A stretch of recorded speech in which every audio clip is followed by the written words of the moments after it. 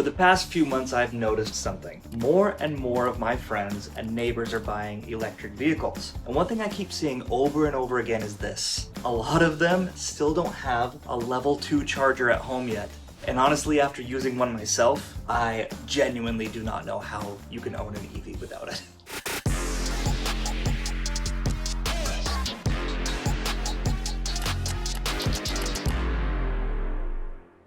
So a few months ago, I installed this EVIQO Level 2 charger in my garage. And now that I've been using it for a while, I feel like I've got a really good grasp on what actually matters in a home EV charger and what doesn't. I did an unboxing video, but this isn't just about unboxing anymore. This is my daily real-world use. So let me talk about a level 1 versus a level 2 charger. Before this, I was charging my new car using a standard 110 volt outlet like this. And technically it worked, but oh my gosh, it took forever to charge. Like almost a full day. I think I saw more than 24 hours on the full charge estimate one time. But now I can charge my Polestar 2 in around 3 to 4 hours. And that completely changes the experience of owning an EV. Instead of planning around your charging or having to stop at a public charging station, I just plug it in at night and I forget about it. So what actually matters to me is reliability. The biggest thing for me is honestly just this: it works every single time. I've never gotten a weird error. I've never had to troubleshoot anything. I've never been frustrated with this. I just plug it in at night and I forget about it and I wake up and it's ready to go. I've seen some with more features, but that reliability matters way more to me than some of the flashy features that others might offer. The second thing is about cable length, and I didn't expect to care about this quite as much as I do, but it actually matters a lot. This is a 25-foot charging cable that goes below my workbench here. And here's the thing, that's one of the longest cables available, and I don't always park my car in here. In fact, half the time this workbench is down.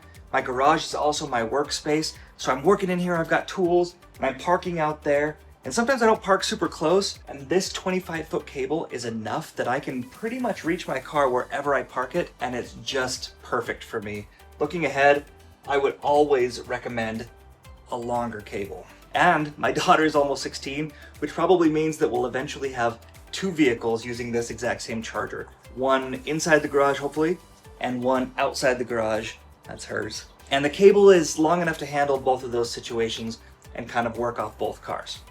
That's something I didn't fully appreciate until I started living with it, and that 25-foot cable I couldn't live without. The third is build quality. So the whole charger just feels so solid. The connector has this rubberized grip that just feels like nice. It's got a metal latch instead of a plastic one, which is good in case you run over it. Not that I have, but I have. It's just super durable. It doesn't feel flimsy like some of the others, and it gives you like that confidence every time that you plug it in and click it in. The fourth thing would be daily use and organization. So I really appreciate this design. I'm a design guy, and this has this separate holster, which is really smart. You can see it up there.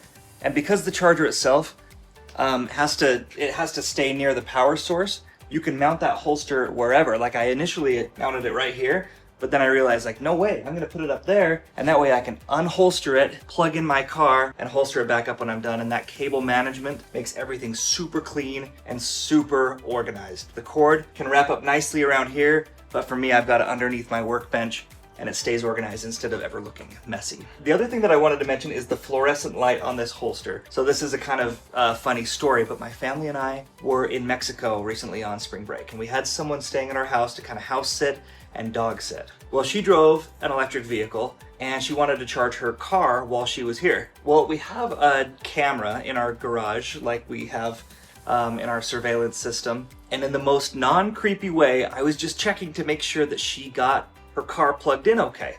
And the cool thing was this: in the dark garage, just looking at that camera, I could actually tell that her car was charging off of this charger because of the fluorescent glow from this charger. And I could tell that from thousands of miles away through my little garage camera. And it was one of those unexpected moments where you realize like, wow, some engineer at EVIQO actually thought through these details. And I loved that I could tell, oh, she's got her car hooked up, it's charging just great. So there's also an app that goes along with this EVIQO charger, and I'll be honest, I heard once that like the best apps do one thing really well. They don't do 100 complicated things.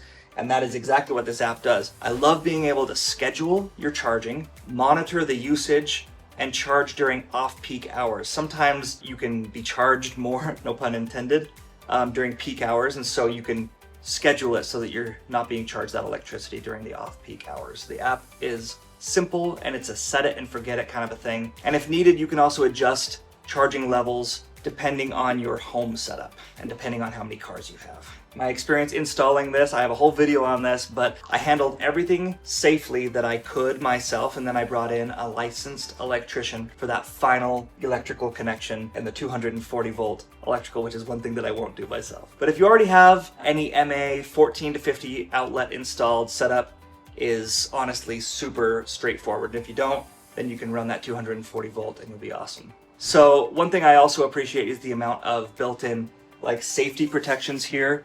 There's like an overcurrent protection, there's temperature monitoring, there's fault detection, and it's all built in. The charger is fully weather rated too. I see people with this same charger and they're charging their car outside, whether it's super hot or freezing temperatures or in the rain or in the snow. It literally can handle multi-year round use, and I use it sometimes outside if my car is not parked in here. So listen, if you're buying an EV and you plan to charge at home, I would absolutely recommend getting a level 2 charger, and I would recommend getting this level 2 charger because I did tons of research, and this is the best one on the market that I found.